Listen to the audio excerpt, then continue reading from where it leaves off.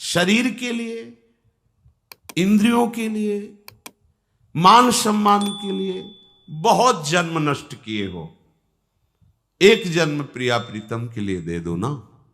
पर हम देखते हैं शरणागति का सत्संग हजारों बार सुना है इन लोगों ने, पर जब शरणागति की कसौटी आती है तो बिल्कुल दूर रेखा से खड़े दिखाई देते हैं। कहीं शरणागति नहीं, बस अपनी लोक मर्यादा, अपने शरीर प्रियता, अपने अहम प्रियता में ही कसौटी में नजर आते हैं। नहीं, खंड खंड हो जाए तन, अंग अंग सत टूक, वृंदावन ने छाड़ियो, छाड़ी वो है बड़ी चूक। जरा सी शरणागति झलकती नहीं नजर आती। जहां देखो अहम और वासना का राज्य दिखाई देता है। अहम कहलाते शरणागत। शरणागत किसे कहते हैं? जिसके तन पर, मन पर, वचन पर केवल शरण का अधिकार है, बिका हुआ। अभी केवल शरणागति की बात जबान से कह लेना अलग बात है। ऋषिक अनन्यमाल में चरित्र आता है, गुरुदेव ने कहा संत सेवा से तुम्हें भगवान मिल जाएंगे। प्रारंभ की संत सेवा कैसे करें, पद्धति भी बता दी थी। संतों को साक्षात भगवान का स्वरूप मानो, जब आए उनका चरणामृत उतारो, प्रणाम करो, आरती पूजा करो, भोग प्रसाद जैसे भगवान को ऐसे उनको पवाओ, उनके प्रति भगवत भाव रखो। एक दिन संतों के स्वामी स्वयं आ जाएंगे। ऐसा ही वो करने लगे। किसी दुष्ट चित्त वाले ने देखा कि इनके घर में तो संत वेश में जाने से बड़ा सम्मान मिलता है, भेंट भी मिलती, खाने पीने को भी मिलता है। संत भेष बनाने में 5 मिनट लगते हैं, या तो मोड़ मुड़वा लो, तिलक लगाए, 1 मिनट लगता है। मोड़ मुड़वाए, कपड़े बदल लो, संत बन गए आप। ये ऐसा भेष है कि बड़े बड़े पापात्मा भी इसमें छुप जाते हैं, दुराचारी भी छुप जाते हैं। इसीलिए फिर लोग कहते हैं संत ऐसे होते हैं। संत ऐसे नहीं, संतों को तो अभी समझा ही नहीं, तुमने जाना ही नहीं। प्राण त्याग देना सहज है, धर्म का त्याग नहीं करते संत जन। जो संत होते हैं, ऊसर बरसई तृण नहीं जामा, संत हृदय जिमि उपज न कामा। साधु ऐसे, पर यह भेष ऐसा है कि घोर कुमार्गामी भी एक क्षण में इस भेष को धारण कर सकता है। उस दुष्ट चित्त जवान व्यक्ति ने साधु का वेश धारण किया, गुरु आज्ञा के अनुसार केवल संत आए, बस ये भाव, साष्टांग प्रणाम, चरणामृत लिया, घर में छूट, संत हमारे भगवान है। अब उस संत तो है नहीं, उनकी तो दृष्टि है पार्थिव, एक अकेला लड़का, और जहां संत सेवा होती वहां ऐश्वर्य की भरमार हो जाती है। पक्का ये ऐसा व्यापार है जिसमें कभी घाटा नहीं, मंगल ही मंगल है। कहीं भी जहां संत सेवा प्रारंभ हुई, ऐश्वर्य वहां चरणों में लौटने लगता है, क्योंकि भगवान के दासों की सेवा भगवान को अधीन करने वाली होती है। जैसे किसी गर्भवती मां को अच्छे अच्छे पदार्थ पवाओ तो बालक को अपने आप पुष्टता प्राप्त होती है, ऐसे संतों के हृदय गर्भ में भगवान विराजमान है। संतों के मुख से जब आप जो भोजन पवाते हैं तो पुष्ट भगवान होते हैं। संत सुंदरी हैं और उनका गर्भ भगवान है। उनके हृदय रूपी गर्भगृह में साक्षात प्रिया प्रीतम विराजते हैं। अब उसकी दृष्टि गई उस अकेले लड़के पर, तो सोने का हार और अच्छे अच्छे आभूषण पे। उसने सोचा अंदर चोरी करना तो बड़ा मुश्किल है, इस लड़के को ही मार देते हैं, आभूषण उतार करके यहां से निकल लेते हैं। क्योंकि साधु तो था नहीं, 2-4 दिन खूब खीर पुआ पाए। एक दिन देखा कि वो जो सेवा करने वाले थे वो किसी कार्य से बाहर गए। अब वो लड़के को बुलाया, तो ऐसे भक्त हृदय के पुत्र भी तो भक्त हृदय होंगे, बहुत सरल स्वभाव। अभी नाबालिग बच्चा, उसको क्या ज्ञान की कौन किस भाव से बुला रहा है। एकांत में ले जा करके गला दबा दिया, उसको जान से मार दिया, उसके आभूषण छीन लिए, बक्से में बंद कर दिया, बच्चे को निकला। बाहर से जब गांव के बाहर जा रहा था, उधर से भगत जी आए, उनका जरूर कोई हमारी त्रुटि हो गई सेवा में महाराज, इसलिए आप एक बार आप पुनः घर पधारे, चलें और एक दिन और रुकें, अगर कोई हमसे गलती हो गई हो तो क्षमा करें, जरूर कोई सेवा में त्रुटि हो गई, हमारी पत्नी ने या किसी सेवक ने ऐसा कुछ, प्रभु मुझे क्षमा। उनके तो होश उड़े, क्योंकि वो हत्या करके आ रहे, वो साधु है ही नहीं, केवल वेश धारण किए। अब कुछ बोल नहीं पा रहे, वापस जाना ही पड़ा, क्योंकि भक्त में ऐसी सामर्थ्य होती है, उसकी श्रद्धा का तुम दुरुपयोग करो तो तुम अपने आप जलोगे, तुम्हें कोई बर्फ शीतल नहीं कर सकती है। ध्यान रखना, अगर सच्चे संतों की आज्ञा का उल्लंघन करोगे तो त्रिभुवन में कहीं भाग के चले जाओ, जलन से नहीं बच सकते, और ये जलन तुम्हारा नाश कर देगी। आए, बैठे, महाराज क्या त्रुटि हो गई थी, आप क्यों जा रहे थे, रो पड़े हो। देखो संत का प्रभाव, उस भक्त की साधुता।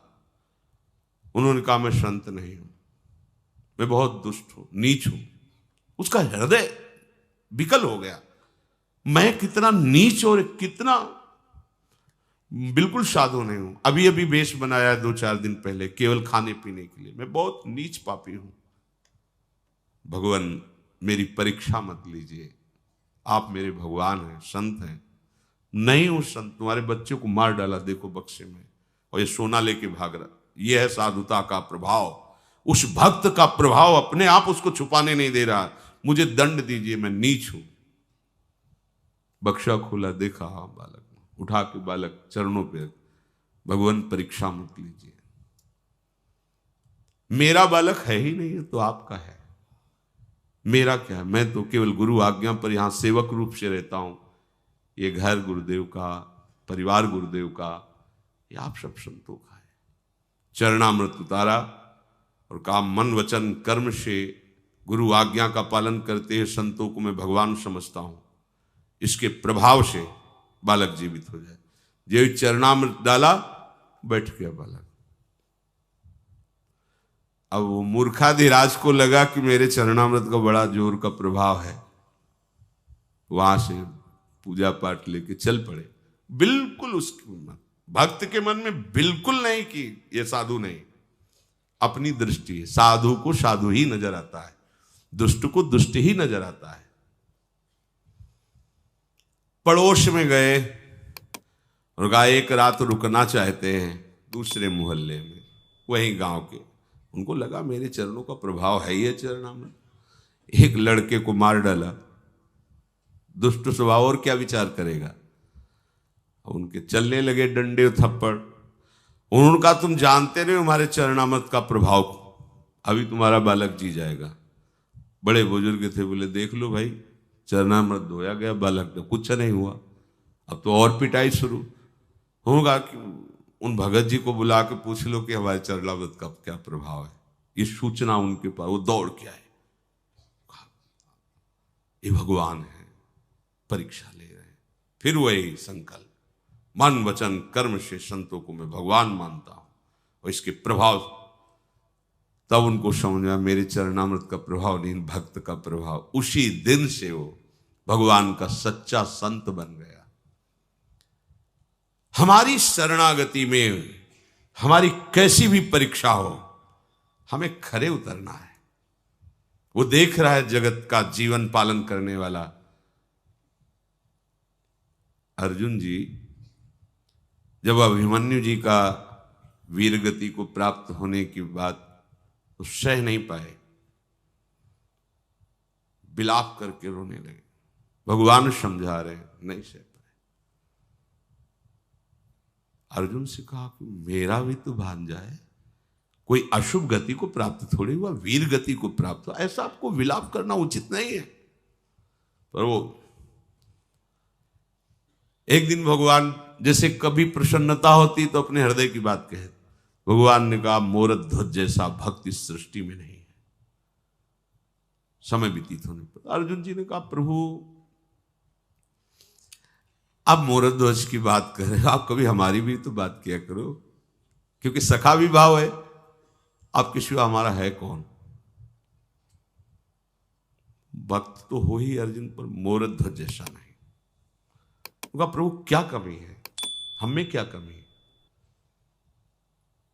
बोले आओ चलते हैं। संत वेश रखा, अर्जुन जी को योग माया से सिंह बनाया, गए भिक्षाम दे, निकले। वो संत भगवान पधारे, साष्टांग प्रणाम किया, भगवान आदेश कीजिए, ये हमारा निजी सिंह है, भूखा है,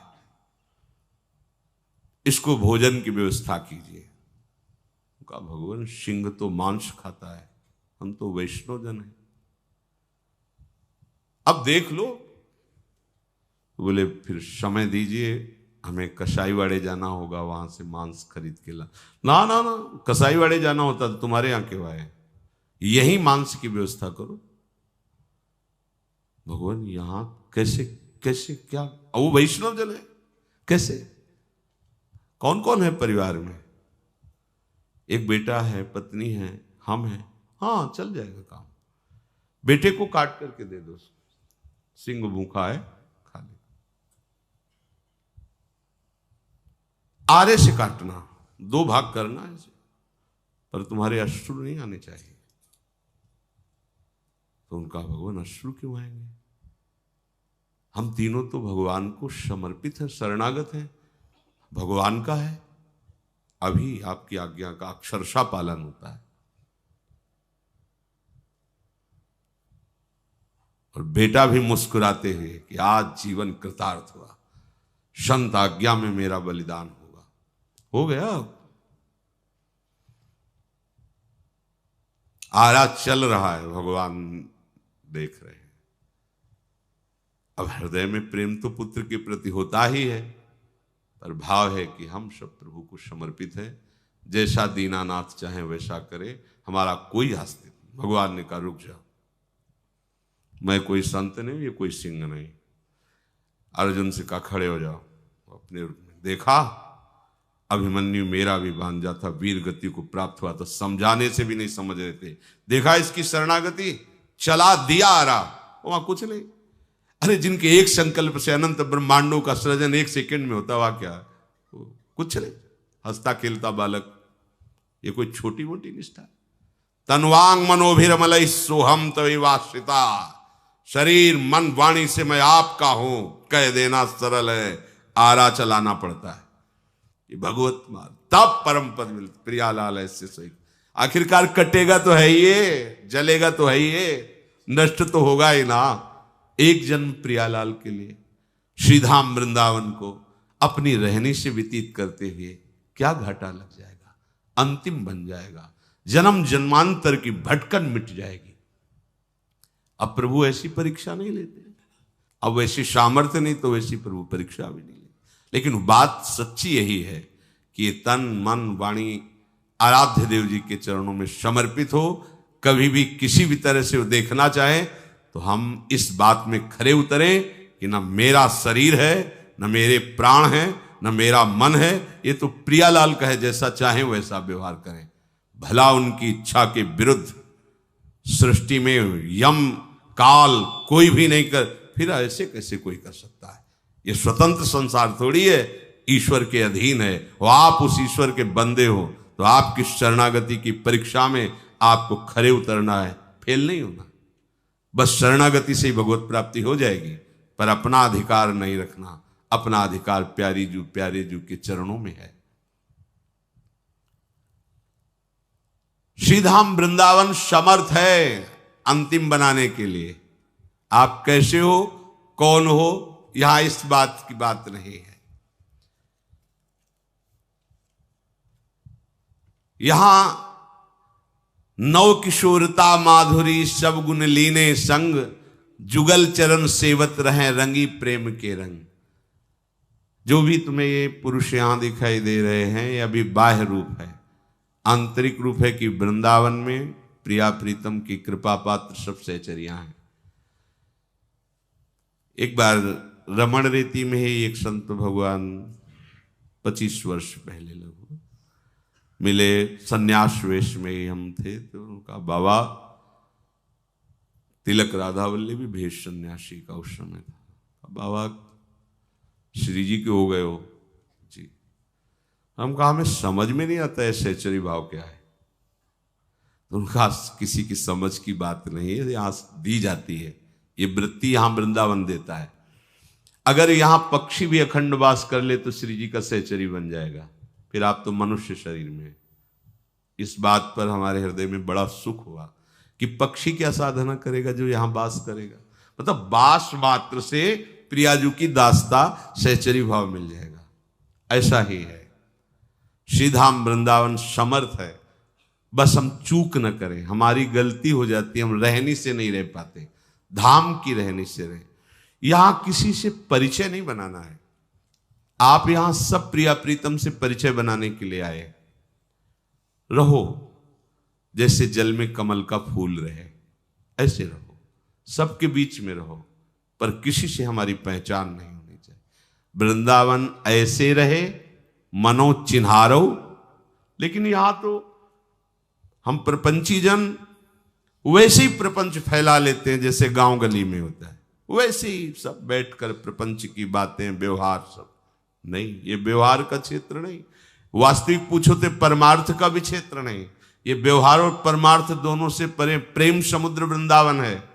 बड़े बड़े परमार्थियों का भी यहां प्रवेश नहीं है। आपको पता नहीं लाडली जी कैसे रीछ के ये सौभाग्य दिया है। इस श्रीधाम वृंदावन में जो रह रहे हैं, बिना भगवान नाम सुने या कहे रह नहीं सकते। हम कहते किसी भी धर्म का अवलंबन करने वाला हो सुनाई तो देगा ना, बाकी बिहारी लाल, राधा वल्लभ लाल, रंगनाथ जी, राधा रमन लाल जी। यहां जाना है तो कहां जाना है, यही तो जाना है, कान में सुनाई दे रहा है। यहां की हवा में राधा राधा गूंज रहा है। आपकी श्रवणेंद्रिय जब पवित्र होगी ना तो सुनाई देगा। वायु के झकोरों में राधा राधा निकलता है। यहाँ के पक्षी चहचहाते हैं, राधा राधा बोल। ये बड़ा पावन धाम है।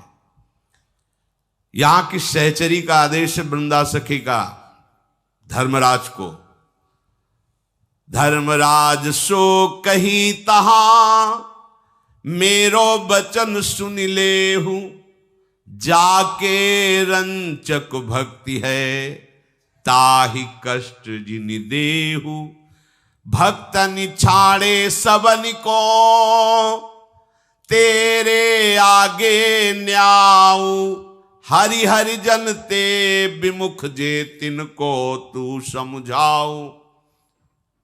यहां भगवत पार्षदों का भी प्रवेश नहीं, जय विजय का भी प्रवेश नहीं। यहां महारानी जी की अनंत शक्ति संपन्न सहचरियों का शासन है।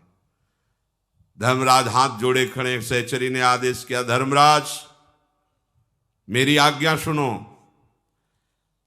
इस व्रत 84 कोष में जो भी वास कर रहा है, रंचक भक्ति भी है, कभी सामने मत पड़ जाना उसके। ले जाने की तो सवाल ही बात नहीं, मत। तुम्हारा दूसरों के पास न्याय है, व्रत 84 कोष मंडल के अंतर्गत नहीं। और एक बार भी राधा बोला है, एक बार भी कृष्ण बोला है तो होश में रहना, वो तुम्हारे न्याय से बाहर हो चुका है। तुम उसके अब न्यायाधीश नहीं बन सकते। ये महिमा है प्यारी जी के धाम की, प्यारी जी के नाम की। जो हरि हरिजन ते विमुख जे, जो भक्त संग नहीं करते हरिजन, हरि हरिजन ते विमुख जे, जो हरि की भक्ति नहीं करते और भगवत प्रेमी महात्माओं का संग नहीं करते, भगवत विमुख होकर मलिन आचरण कर रहे हैं, तुम्हारा न्याय उनके पास। उनको दंड दीजिए, उनको संभालिए। लेकिन जिसने गले में कंठी बांध ली, हरिनाम उच्चारण कर रहा है, व्रत 84 कोष का आश्रय लिए, भूल कर भी सामने मत चले जाना। कल प्रसंग में बता रहे थे कि यमराज के दूतों ने यमराज के पास जाकर कहा कि भगवान बड़ा आश्चर्य है, इस सृष्टि में कितने शासन करता है, यदि बहुत शासन करता होंगे तो शासन ठीक से नहीं होगा। आज मुझे संशय हो रहा है, अभी तक तो मैं मानता था त्रिभुवन का दंड विधान आपके हाथ में, आप स्वामी हैं, लेकिन दो सिद्ध महापुरुषों ने आकर के आपकी यम पास को काट दिया और हमें डांट के भगा दिया। आज तक कभी ऐसी घटना नहीं घटी। और वो महापापी था जिसको हम लाने के लिए गए थे, अजामिल। मुख से केवल नारायण नाम निकला कि दो सिद्ध महापार्षद वहां प्रकट हो गए और ऐसा किया। तो कै स्वामी है इस सृष्टि में? कल प्रसंग में बता रहे थे, यमराज जी ने कहा, परो मदन्यो जगतस्तुखश्च रोतम प्रोतम पटवद्यत्र विश्वम यदंसतोषि स्थिति जन्मनाशा नस्यो तवद यस्य वशे च लोकः। हे दूतो, मैं तो उनका एक छोटा सा अनुचर हूं, जिसे तुम त्रिभुवन को स्वामी समझ रहे हो। मेरे स्वामी तो भगवान श्री कृष्ण है, जिनका परिचय तुम नहीं जानते हो। उन्हीं में ये संपूर्ण जगत सूत में वस्त्र के समान ओतप्रोत है। उन्हीं के एक अंश से ब्रह्मा विष्णु और भगवान शंकर प्रकट होकर सृष्टि का सृजन पालन और संहार करते हैं। ये सारा जगत उन्हीं ईश्वर श्री कृष्ण के अधीन है। भगवान ने धर्म मर्यादा का निर्माण किया है और उसी की रक्षा के लिए वो अवतार लेते हैं।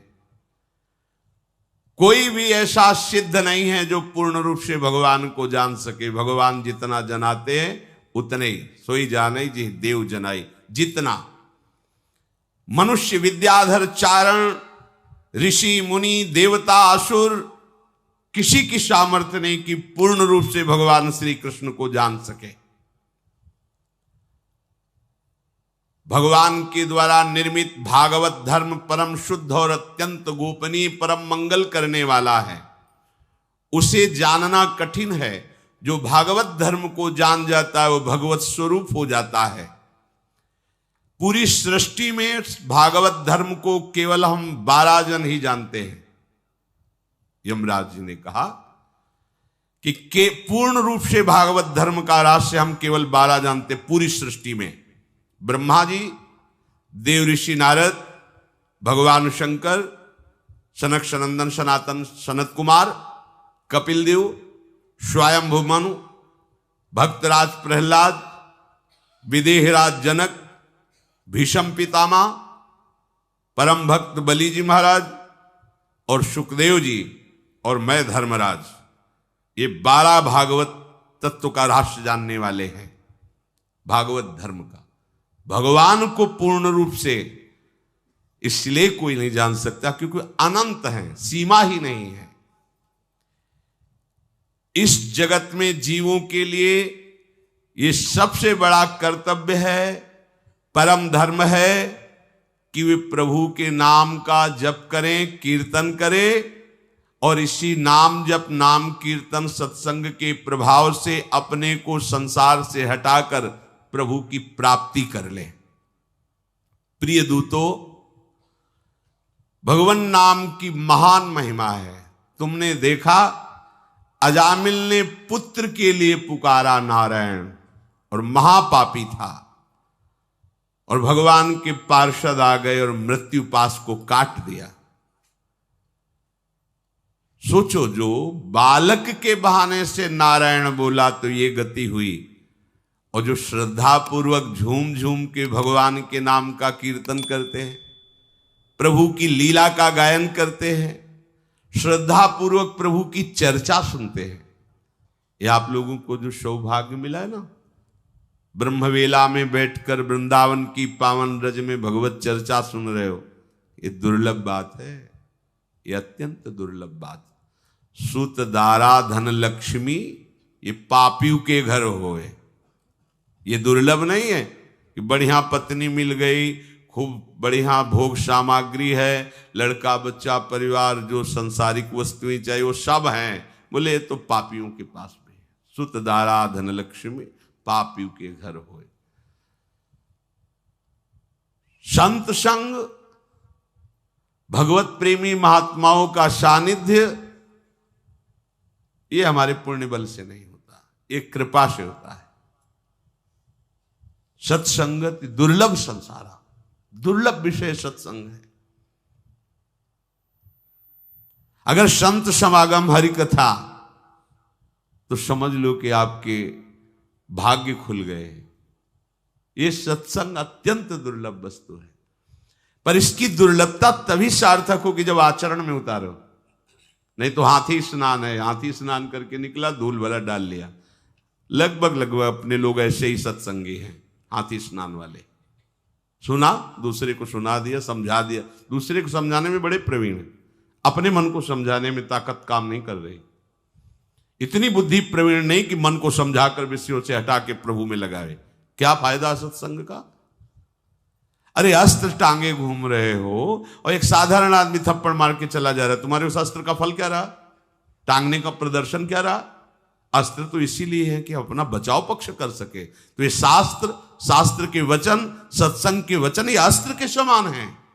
इनके द्वारा विकारों को काट कर भगवदानंद में स्थित हुआ जाता है। आए विकार, थप्पड़ मारे, गिर गए। किस बात के सत्संगी, किस बात के परमार्थी? क्या तुम्हारे पास विवेक है? अभी तक क्या करते रहे, क्या सुनते रहे? समझ में नहीं आता।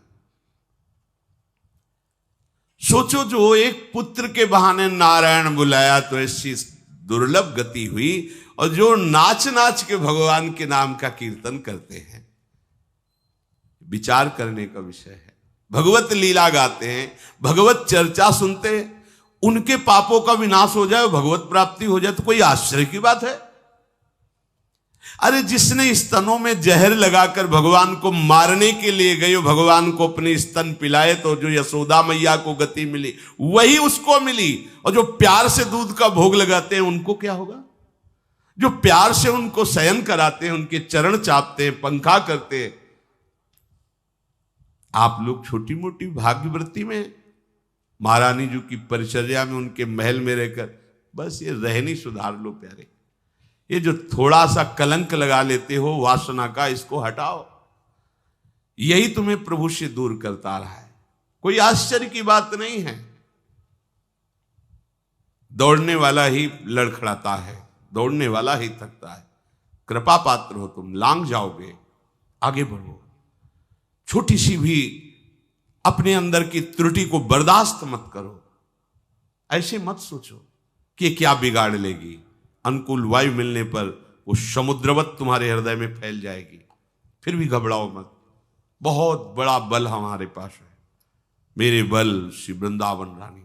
इसका मतलब कुमार्गगामी मत बनो, इस बल का आश्रय लेकर चढ़ो। ये चढ़ाई है भगवत मार्ग की।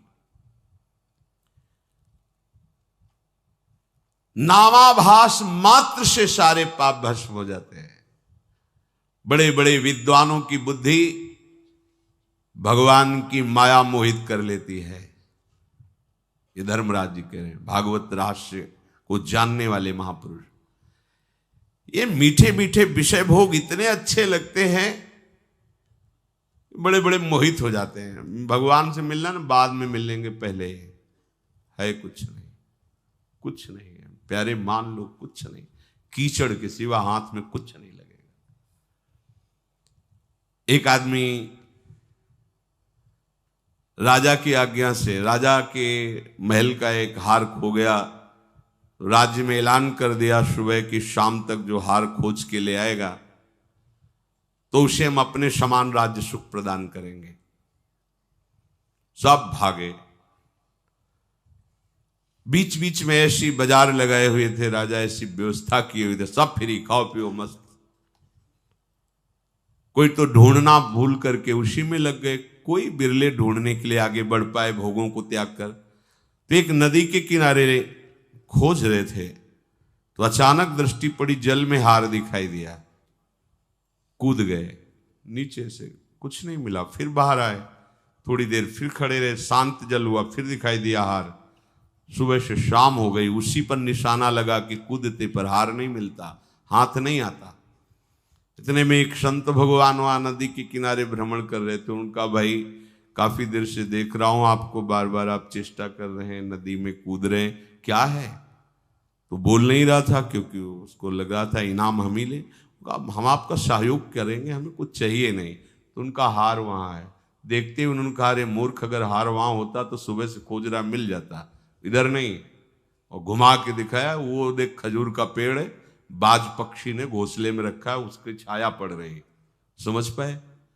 वो राजा है श्री भगवान, हार है स्वरूप बोध, महासुख खोज रहे हैं भोगों में, कीचड़ किसी हाथ नहीं लगता।